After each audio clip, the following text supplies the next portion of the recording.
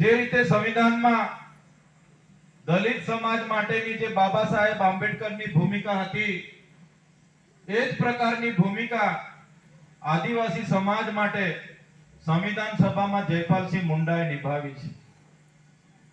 ત્યારે આજે આ મંચ પરથી જયપાલસિંહ મુંડા જન્મ જયંતિ ઉજવણીનો જેમણે આયોજન કર્યું છે એમને હું અભિનંદન આપું છું અને આપણે સૌ એમના માટે એકવાર જોરદાર તાળીઓ પાડી દઈએ। સાથીઓ, આ બહુ મોટી વાત છે। આજે ન્યાય પ્રણાલિકા હોય, આજે બ્યુરોક્રેટ્સ હોય, અધિકારીઓ હોય, જે બંધારણમાં આપણને પ્રાવધાન આપણા પૂર્વજોએ જયપાલસિંહ મુંડાએ કરી આપ્યા છે, એને તમારા અંદરમાં જે ડર છે એ ડર પણ તમારે બહાર કાઢવો પડશે।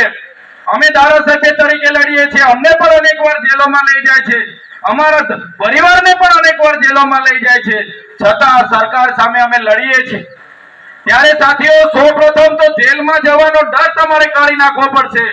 જેલમાં જવાથી તમને કોઈ ભૂખે મારી નાખવાના નથી, જેલમાં પણ તમને જમવાનું મળવાનું છે। જેલની વાત આવે એટલે આપણા લોકો બધા ગાયબ થઈ જાય, પણ આંદોલન જ્યારે પણ આપણે કરવાનું થશે ત્યારે સૌપ્રથમ જગદીશભાઈ કેટલા લોકો જેલમાં જવાના તૈયાર છે એનું પહેલા લિસ્ટ બનાવો, પછી આંદોલન ચાલુ કરીએ।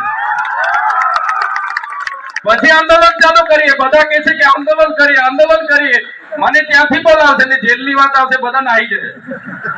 એટલે પહેલા સ્વેચ્છા લિસ્ટ બનાવો કે ભાઈ ક્યારેક જેલ થઈ જાય તો કેટલા લોકો તૈયાર છો।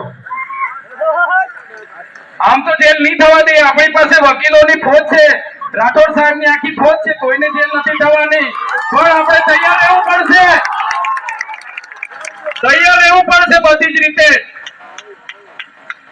આપણે સંવિધાનમાં માનનારા લોકો છે, સંવિધાનને લઈને ચાલીએ છીએ, પણ જે રીતે જગદીશભાઈ ને લોકોને અહીંયા ગણતર કરવામાં આવે છે, પોલીસના ઉચ્ચ અધિકારીઓ પોતાના પ્રમોશનો માટે, પોસ્ટિંગો માટે, વહાલા દવલા થવા માટે અમારા સાથીઓને જે હેરાન કરે છે એ લોકોને પણ અમે કહીએ છીએ કે જગદીશભાઈ એકલા નથી। જે દિવસે જગદીશભાઈ સાથે કંઈ થશે, દક્ષિણ ગુજરાતમાંથી આખી ફોજ આ વિસ્તારોમાં આવી જશે, તે દિવસે તમારે પણ છઠ્ઠીનું દુનિયા દવડાવી દઈશું। અમે સંવિધાનમાં માનીએ છીએ, પણ જે દિવસે સંવિધાન અને સંવાદ અમે બાજુ પર મૂકી દઈશું તે દિવસે આ વિસ્તારોમાં પણ આરપારની લડાઈઓ થવાની છે, બધાએ યાદ રાખવું પડશે।